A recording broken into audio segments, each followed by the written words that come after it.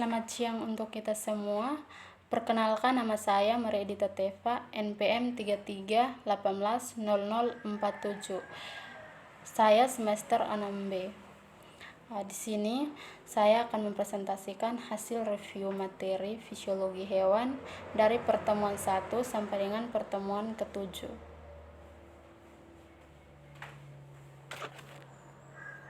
Kita lihat yang pertama, yaitu konsep dasar fisiologi hewan. Yang pertama, kita lihat pengertian dari fisiologi hewan. Fisiologi hewan sendiri adalah cabang ilmu yang mempelajari fungsi, mekanisme, dan cara kerja organ. Struktur dan fungsi tubuh hewan memiliki hubungan yang sangat erat. Keduanya merupakan satu kesatuan yang tidak dapat dipisahkan. Yang berikut adalah jaringan. Jaringan adalah kumpulan sel-sel dengan struktur dan fungsi yang sama.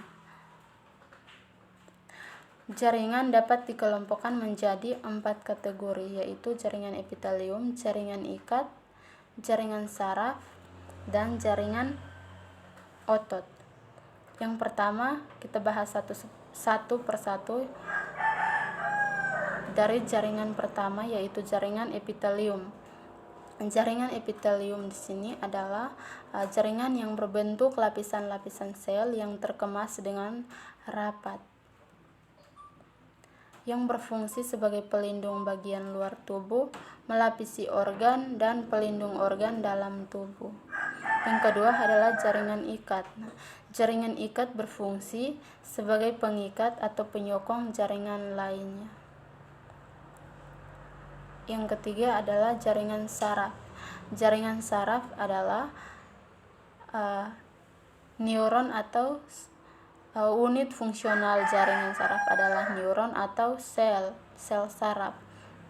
Jaringan saraf di sini berfungsi sebagai adanya stimulus menghantarkan sinyal dari satu bagian tubuh ke bagian tubuh yang lain. Yang keempat adalah jaringan otot. Jaringan otot di sini merupakan serabut otot yang mampu berkontraksi ketika dirangsang oleh impuls saraf.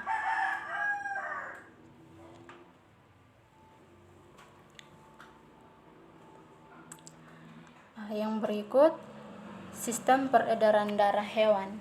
Yang pertama adalah ikan atau Pisces. Pisces adalah semua ikan, baik ikan air laut dan ikan air tawar, yang melakukan pernafasan dengan insang. Mekanisme peredaran darah Pisces yaitu darah yang ada di serambi dialirkan ke bilik, lalu dari bilik masuk ke dalam insang melalui pembuluh nadi insang. Kemudian pada insang karbon dioksida akan dibuang dan diganti dengan oksigen. Selanjutnya, darah dari insang akan melewati aorta, dan aorta akan membawa darah kaya akan oksigen dan sari makanannya ke seluruh tubuh ikan. Setelah itu, darah akan menuju serambi dan akan terjadi secara terus-menerus. Itu adalah mekanisme dari ikan atau Pisces. Yang berikut, sistem peredaran darah amfibi.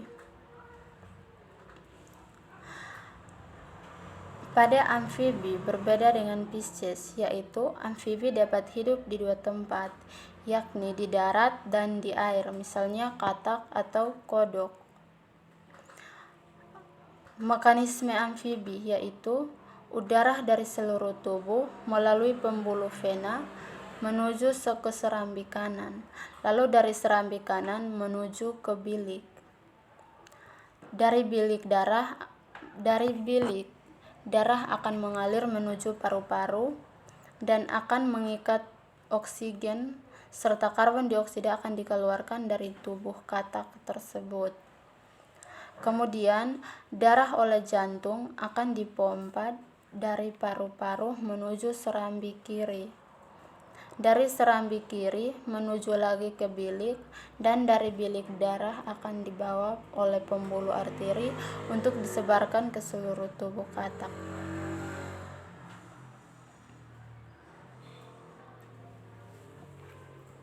Yang berikut, sistem peredaran darah reptil.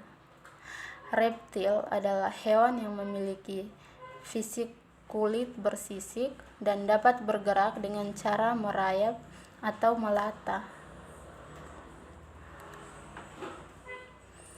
Jenis sistem peredaran darah pada reptil ada sistem peredaran darah tertutup dan sistem peredaran darah ganda. Mekanisme sistem pernafasan hewan reptil yaitu darah yang telah mengandung banyak karbon dioksida masuk melewati serambi kanan, kemudian masuk ke dalam bilik kanan dan oleh organ ketika berada di paru-paru. Karbon dioksida akan diganti menjadi oksigen, lalu dari paru-paru akan dialirkan ke serambi kiri, lalu dilanjutkan ke bilik kiri. Keluar dari bilik kiri, darah dialirkan ke seluruh tubuh yang diangkut oleh pembuluh nadi. Yang berikut, sistem peredaran darah pada aves atau burung. Sistem peredaran darah pada aves sangat mirip dengan sistem peredaran darah manusia. Pada aves terdapat dua pembuluh utama, yaitu pembuluh vena atau bilik dan pembuluh arteri atau nadi. Mekanisme peredaran darah pada aves. Darah yang mengandung banyak oksigen akan mengalir keluar dari organ jantung menuju ke seluruh tubuh melalui pembuluh arteri. Selanjutnya, darah akan berganti menjadi karbon dioksida dan dibawa oleh pembuluh vena masuk ke dalam serambi kanan. Lalu darah diteruskan ke bilik kanan akan dipompa menuju organ paru-paru. Darah yang kaya akan oksigen dari sari makanan akan dialirkan ke serambi kiri, kemudian ke bilik kiri dan keluar dari jantung masuk ke pembuluh arteri. Yang berikut, sistem peredaran darah mamalia. Contohnya manusia. Sistem peredaran darah manusia dibagi menjadi dua, yaitu peredaran darah kecil atau pulmonari dan peredaran darah besar atau peredaran darah sistemik. Kita lihat yang pertama, yaitu peredaran darah kecil atau pulmonari. Peredaran darah kecil terjadi dari jantung ke paru-paru, kemudian kembali lagi ke jantung. Dimulai ketika darah yang mengandung banyak karbon dioksida di bilik kanan dipompa ke paru-paru melalui pembuluh arteri pulmonalis. Yang kedua, peredaran darah besar atau sistemik, yaitu berlangsung ketika bilik kiri jantung memompa darah yang mengandung oksigen melalui aorta atau arteri utama ke seluruh tubuh. Kemudian jika kadar oksigen dalam darah berkurang dan tersisa hanya karbon dioksida, maka selanjutnya darah akan berkumpul di pembuluh darah. Kemudian darah akan masuk ke serambi kanan jantung dan bilik kanan jantung. Yang berikut, sistem pernafasan pada hewan. Yang pertama adalah protozoa. Hewan ini termasuk dalam hewan bersel satu, belum memiliki organ pernafasan di dalam tubuh mereka, sehingga proses respirasinya mengandalkan keluar masuknya udara melalui membran sel di kulit mereka. Sistem pernafasannya mengandalkan keluar masuknya secara difusi, di mana ketika hewan bersel satu bernafas, konsentrasi oksigen di dalam sel semakin berkurang, Sementara konsentrasi sisa metabolismenya yang berupa karbon dioksida justru akan semakin meningkat.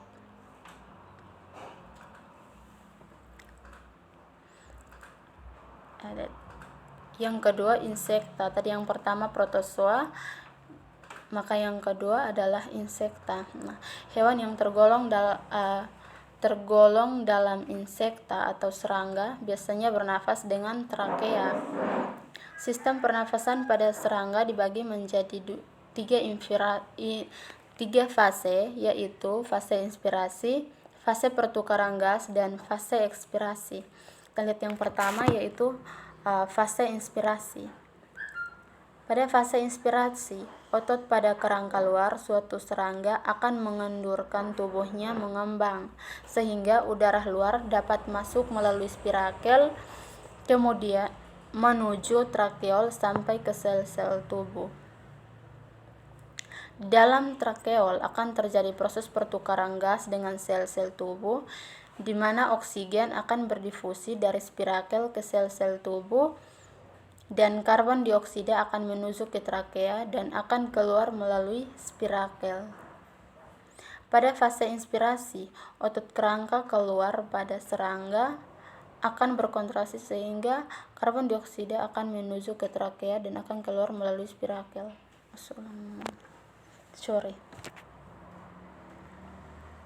Yang berikut cacing. Hewan yang tergolong dalam cacing sebagian besar bernafas dengan menggunakan permukaan kulitnya.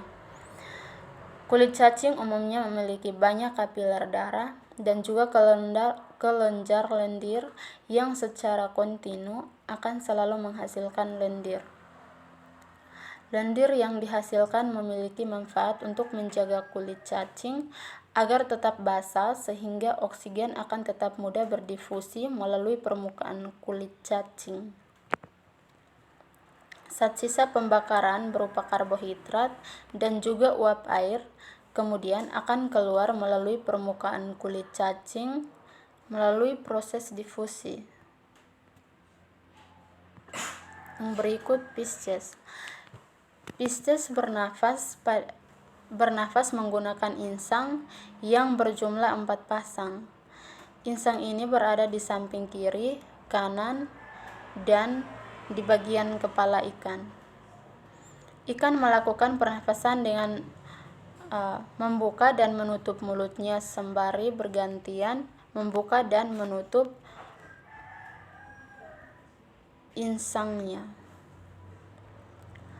Pada waktu mulut ikan terbuka, air akan masuk ke dalam rongga mulut ikan, dan pada waktu ini ikan akan menutup.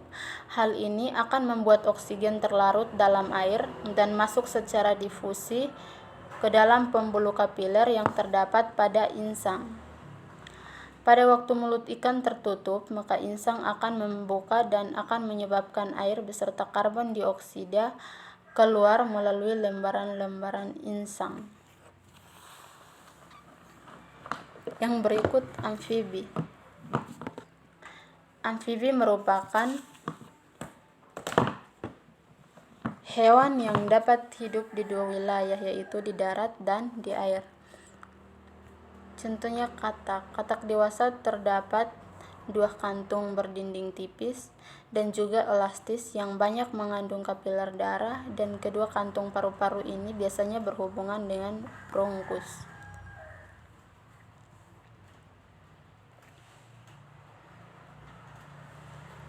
Yang berikut termoregulasi. Termoregulasi adalah pengaturan cairan suhu tubuh pada hewan.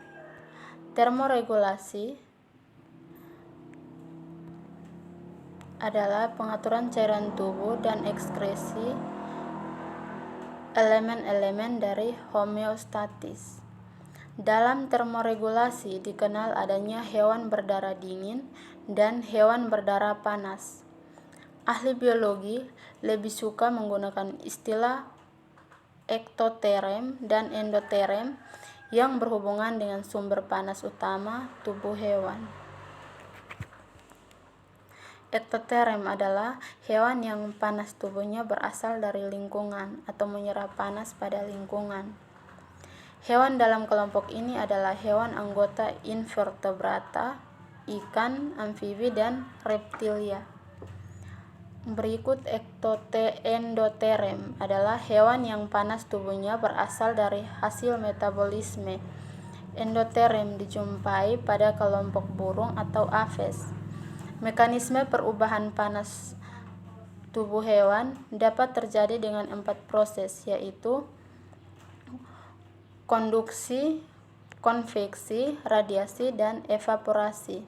Konduksi adalah perubahan panas tubuh hewan karena kontak dengan suatu benda. Konveksi adalah transfer panas akibat adanya gerakan udara atau cairan melalui permukaan tubuh. Radiasi adalah emisi dari energi elektromagnetik. Evaporasi adalah proses hilangnya panas dari panas permukaan cairan yang ditransformasikan ke dalam bentuk gas.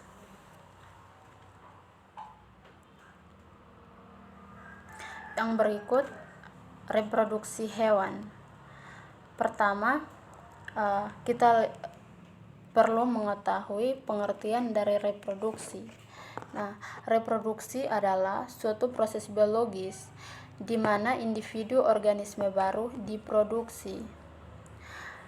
Reproduksi secara umum dibagi menjadi 2, yaitu reproduksi seksual dan reproduksi aseksual.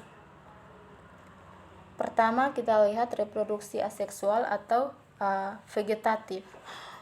Reproduksi seksual umumnya terjadi pada vertebrata dan tidak melibatkan alat reproduksi. Di sini ada 3 perkembangbiakan hewan secara vegetatif, yaitu fragmentasi, gamul atau tunas, dan pembelahan sel. Yang pertama adalah fragmentasi. Fragmentasi di sini adalah pemisahan salah satu bagian tubuh yang kemudian dapat tumbuh dan berkembang menjadi individu baru. Contohnya seperti gambar di slide ini, yaitu gambar pertama ini adalah Planaria sp dan yang gambar kedua adalah Asterias sp. Yang kedua, gamul atau tunas, yaitu pembentukan tonjolan pada salah satu bagian tubuh hewan dan berkembang menjadi individu baru. Contohnya seperti gambar di slide ini.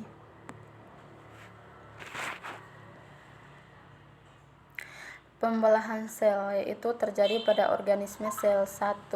Individu terbelah menjadi 2 bagian yang sama.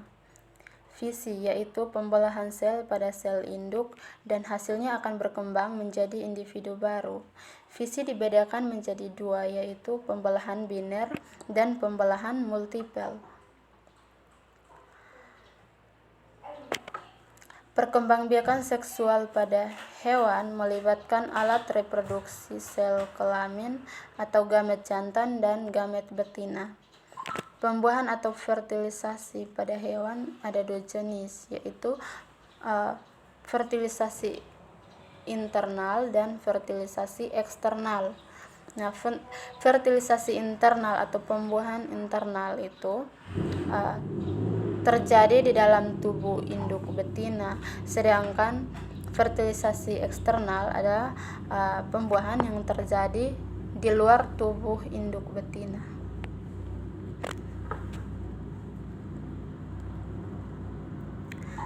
Yang berikut, alat reproduksi menghasilkan sel kelamin. Sel kelamin jantan atau sperma dihasilkan oleh testis. Sel kelamin betina atau ovum dihasilkan oleh ovarium atau indung telur. Setelah terjadi fertilisasi akan terbentuk zigot yang kemudian berkembang menjadi embrio.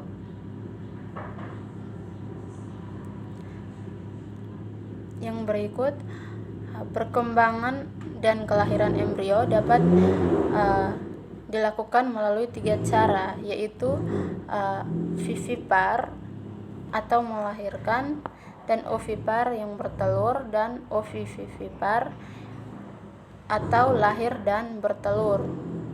Vivipar atau hewan beranak, itu hewan yang embrionya berkembang dan mendapat makanan di dalam uterus atau rahim induknya.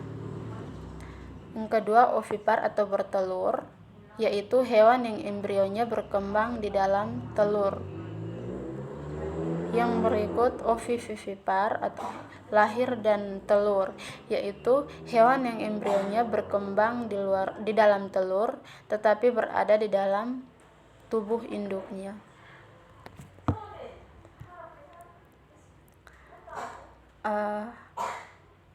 Mungkin ini hasil review materi fisiologi hewan dari saya.